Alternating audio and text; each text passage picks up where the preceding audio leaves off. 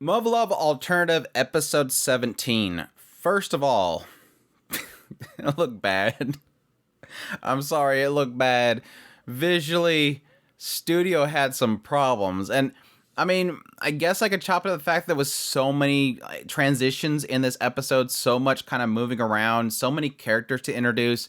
It felt like it was kind of moving at breakneck speed to get pretty much everything resolved in the other world, come back to this world, introduce Unit 00, and then go into introductions of new characters, and it's just woof. Just visually, it did not look good, sadly. But outside of that, yes, like I said, this entire episode was super packed, and it almost felt like it was moving a bit too fast for me, but still a lot to go over here, so let's jump into it. Opening up the episode, yes, we finally, Kazuki apparently was listening to me last week, because I'm like, but okay, if that's the case, if this is how this whole system works, then billions of people are going to die here soon. And sure enough, she said, we need to get you out of here because billions could die. And I'm like, thank you. She pointed it out. All right, cool. She pointed it out.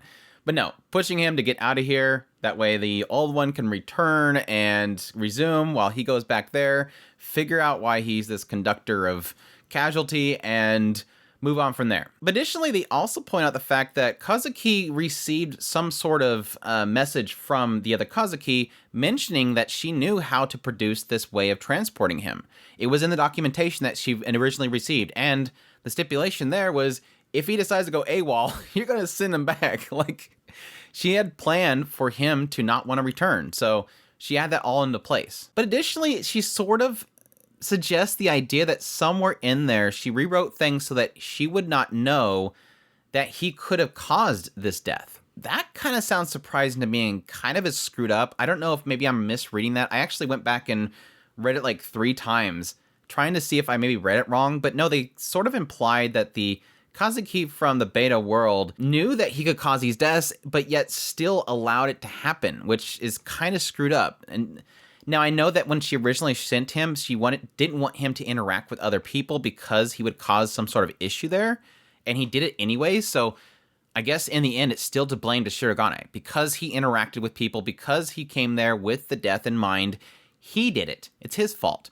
But it seems like he wanted to go back so that he can rub that in her face, but that didn't turn out at all, as we find out. But no, they set up everything, and then they pretty much reestablish his resolve that he's gonna do this. He's gonna fix everything. He's got his new resolve. He's gonna do good now. And then it leads up to Kazuki realizing that, man, Jinguji really did know how to pick her men. So she was like, okay, well, you like Sumika, right? Yes, I love Sumika. Tell me more. And she keeps making him yell it until eventually this entire system starts up, and apparently it's powered by love.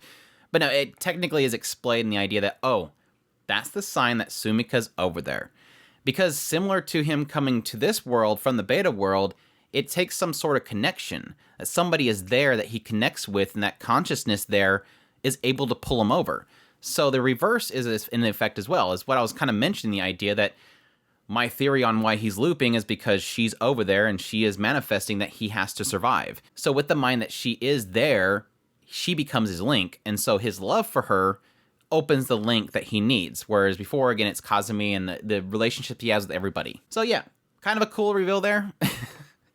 Better reveal than her showing up dead-eyed, honestly.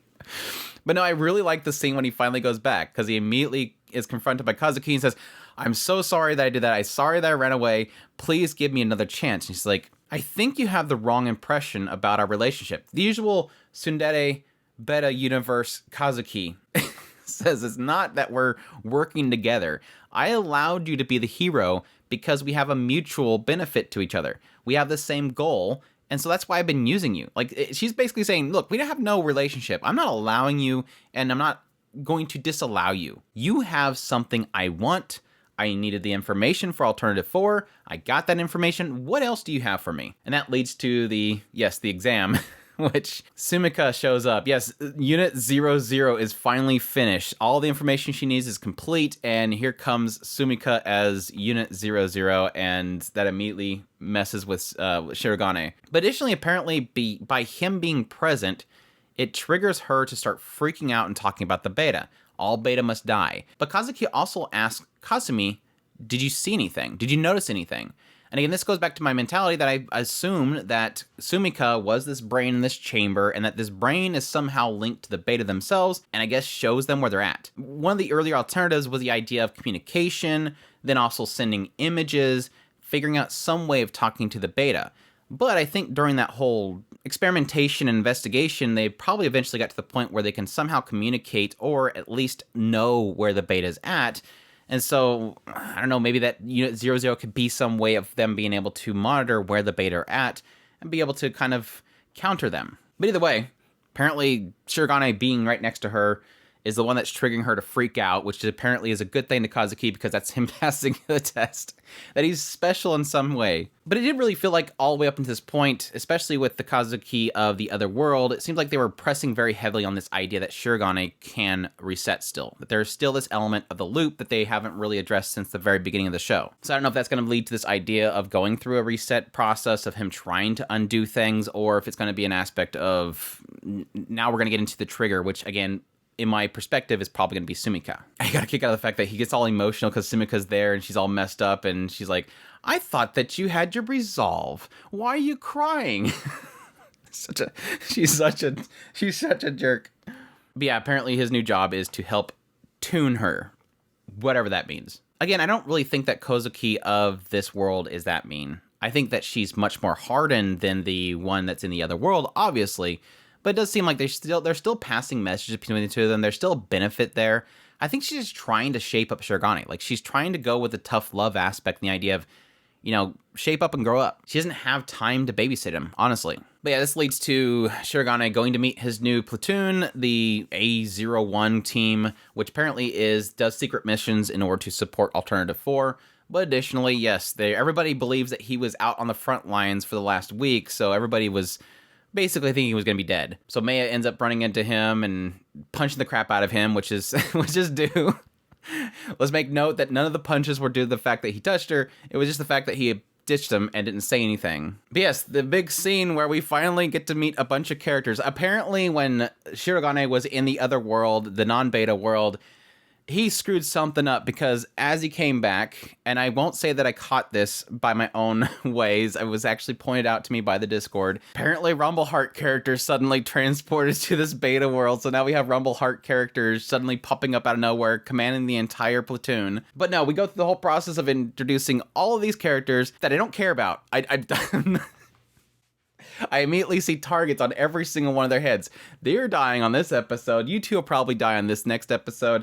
So yeah, you're episode 18, and you two, you're going to be episode 19. You'll both die on that episode. Even so far that after they were introduced and they go through this whole, like, the motto of the squad, which is to, like, make your death count, which is, I guess, to the credit of what they're experiencing here, it makes sense. But they run into, like, another 3 or 4 characters after that, and one apparently is the character from episode 1. Don't know why she's there. Like, this young little girl that they saved in the first episode of the first part suddenly pops up, and she's a part of the team and hands them, like, some sort of yogurt snack thing. I'm assuming it's her because it's the same hairstyle and the same clip, and yes, another one that the Discord pointed out to me. I'm not that smart. But it was cool because amongst all those introductions, the one cool thing that I noticed was Hayase specifically confronting Shirogane, mentioned the idea of, hey, I heard that you're really torn up about Jinguji's death, and I want to let you know that you need to kind of shape up. People are kind of counting on you. But additionally, kind of noting once again what Jinguji's whole motto was, the idea of surviving so that you can help others survive longer. And that's something that she's really trying to instill upon him. Look, walk forward, act as if it didn't happen, which on one hand, you could say is a really terrible way of trying to help somebody get over something, but at the same time, that makes sense to what they do. These are pilots, they lose people on a regular basis, and he's going to experience this more going forward. Same thing that the Kouzuki said in the other world. She was instilling upon him that you're going to probably loop, you're going to lose a lot of people over and over again based on your decisions, you're going to have to shape up and experience this sooner or later, and it's only going to get worse. And again, it kind of makes me believe they're really kind of setting up things that we're going to have a lot of bad stuff happening and a lot of resets. Curiosity is what that reset point's going to be. Is this going to be a re-zero thing where there's checkpoints and he's reached checkpoints? I think at some point early on, he did mention the idea that things seemed like they were speeding up a little faster and the point in which he was at. So it could indicate that we might not have a full reset, maybe just a reset to this point where he first is introduced to the A01 team. But yeah, that all leads up to the point where he gets reunited with his old squad, and yes, they were all waiting for him so that they can go out and pay their respects to the place that... pay their respects to where Jinguji died. Why they're out there... I know there's a side of me that was going to laugh if somebody died again, but it's like, stop going out there on foot. Literally, you're going to get somebody else killed. Please stop this. Whatever. Do whatever the hell you want to do, Shirogane. I don't care anymore. But yeah, we'll see where it goes from here. I've kind of already hinted a couple of my predictions. Like I said, it seems like they're emphasizing way too heavily on the reset once again, so I feel like there's going to be some resets going forward. We've obviously introduced a lot of characters that are probably all going to be kind of fodder to die here soon, which I'm not going to fall in love with any of these characters. And it does seem like there's going to be some sort of tuning process with Sumiko in this world, and the idea that, again, I believe that she's somehow going to be able to communicate, or at least sense the beta. I think there's going to be more than just sensing the beta, because it doesn't make any sense to have everything rely on this one project and it not have some sort of significance. Now, I do believe that in order to complete this thing, now that we know what it is, it makes sense to why he had to go to the other world, capture some sort of information about this connection between the two worlds, because I think it's going to somehow relate to how Sumika thinks. I guess my theory around why Shirogane and this other world has some sort of significance to Sumika and this whole project is the idea that technically he shouldn't know who Sumika is in this world, even though I do believe that their connection is the reason why he's resetting.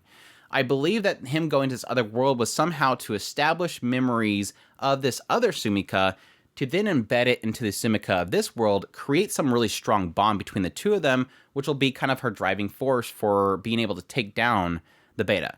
Again, what that connection is and what's significance to the beta themselves is the big question mark.